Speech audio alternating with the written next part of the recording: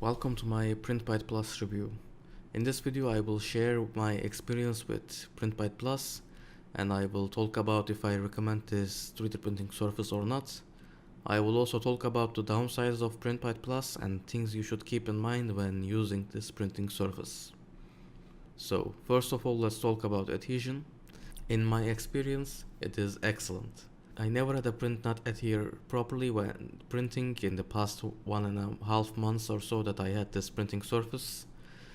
I also printed this adhesion test, which has a lot of thin layers and surfaces, and it tends to warp a lot when printing on worse printing surfaces, and as you can see, it printed perfectly.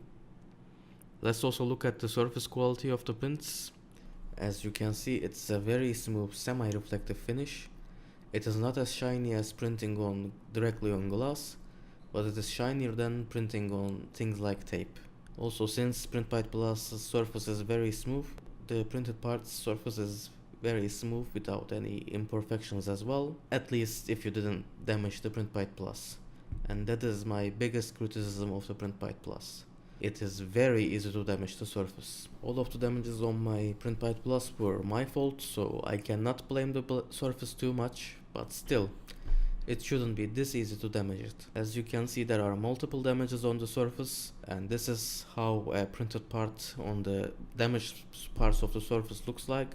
As you can see, the same damages transition to the printed parts as well, and you can see the marks of those. Also, you can see there is 3 imperfections as well, and these happened to the surface when I was printing with flexible filament.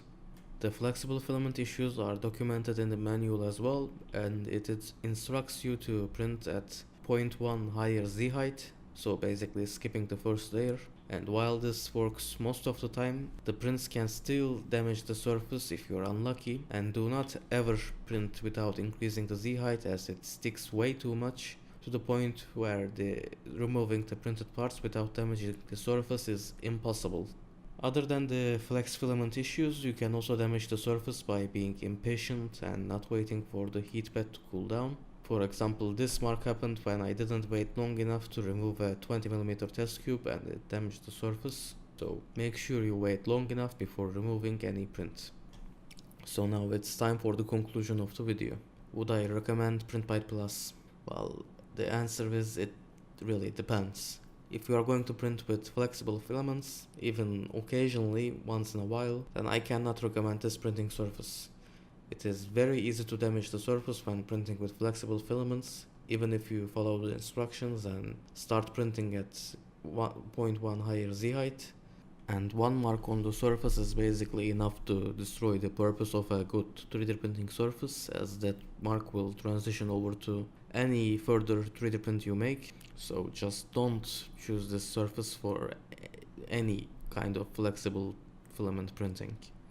If you are not going to print with flexible filaments ever, then I highly recommend this surface. It has excellent adhesion, and the print quality on the bottom parts of any of the 3D prints you make is very good looking.